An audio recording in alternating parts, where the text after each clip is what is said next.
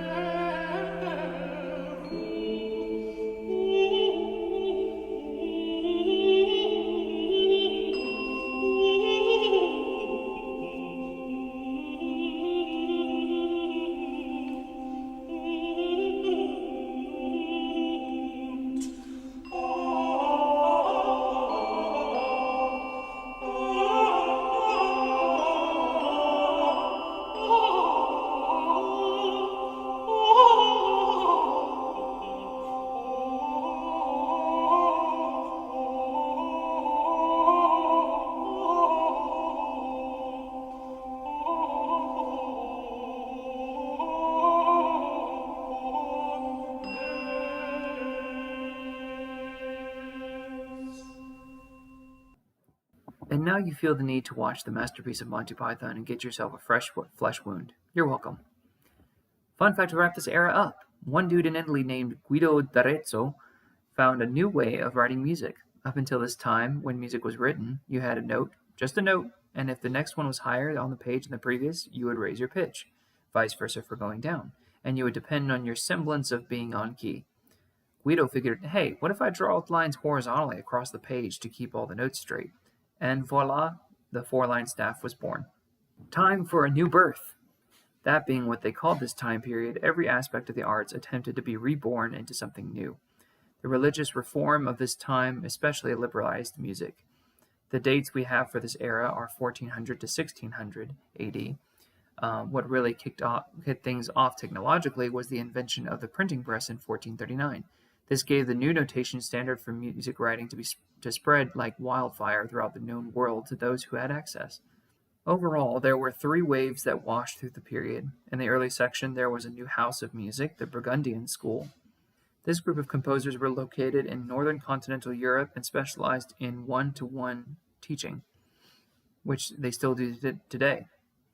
These different schools were the place to go for music education. Either one sought out composers to teach them, or if you had deep enough pockets, you could hire them for your own tutelage. Of the Burgundian school were Guillaume Dufay, Jacob Obrecht, and Johannes Oeghem of the time. These individuals tended to lean more into harmonies and less into syncopation. Here are some snippets of their work.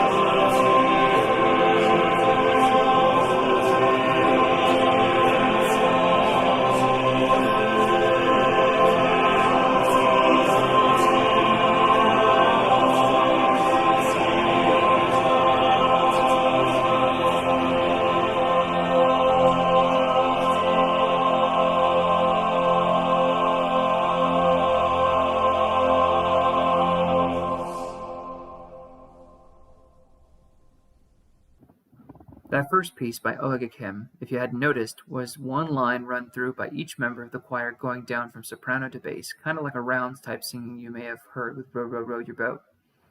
The second wave in the Middle Renaissance was a result of the Council of Trent. This meeting set to make many things clear, including reaffirming the authority of the Catholic Church and denouncing the Protestants as heretics, but also that music must not have excessive polyphony. The Church must not have favored the explosion of expression that came with the movement they themselves were knee-deep in at this point. This new collar expectedly restricted sacred, popular music for the time being. The two noteworthy composers in this time were Josquin des Près of France and Giovanni Pierluigi della Palestrina of the Italian Roman school. Palestrina studied his whole life in church music. He served as a tutor and organ player locally until his skills got him all the way to being in charge of choral compositions at St. Peter's Basilica. A bit later, he was named a Master of Music by the Vatican for his mastery of counterpoint in his works. Counterpoint, for those who don't know, is a term for having two competing melodic lines within one piece at the same time, having them resonate at some places and having dissonance in others. Being that dissonance wasn't fully appreciated in this period, it was saved for weaker beats in the measure, which is considered a signature of the Renaissance period of music. Here is one of Palestrina's goodies called Surgam et Circuibo Civitatem, a choral composition.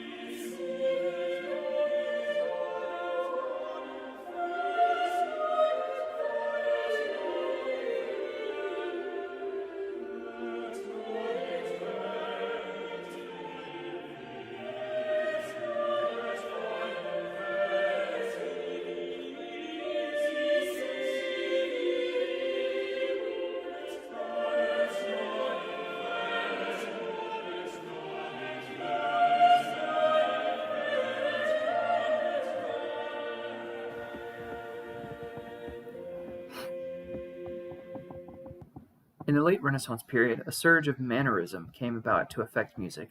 This affected all the arts, of which even Michelangelo was part of. Musically, the madrigal was the zeitgeist of mannerism. A madrigal is a type of composition in which different melodies reflect the words which are spoken in them. Also, the melodic lines are rarely repeated with each new line of lyrics. Picture this, if you will, that it is the opposite of a hymn where each verse is the same melody yet different words. The madrigal is different altogether with each verse. Mannerism worked its way to more secular music and was thus heavily criticized. As one looks deeper into this time period, it's noticeable that new terms come about. I want to take some time to define the different names for styles of pieces. First, you have Mass, which is a composition specifically to be played during the practice of Mass in church. A motet, in general, a vocal composition for just voices. A laude, a sung poetic piece of praise not used in churches. Villancico, a Spanish a cappella sung poem. We have the Frottola, a comic song sung by a vocal quartet. A rondo, a style of musical writing with the lines taking the pattern of A, B, A, C, A, B, A. A ballad meaning dance song, form of verse. And a canzonetta, a small sung vocal piece. And with that, listeners, this concludes this episode of the History of Music. I hope that you have enjoyed listening. Please be sure to join us for the next episode, and thank you very much.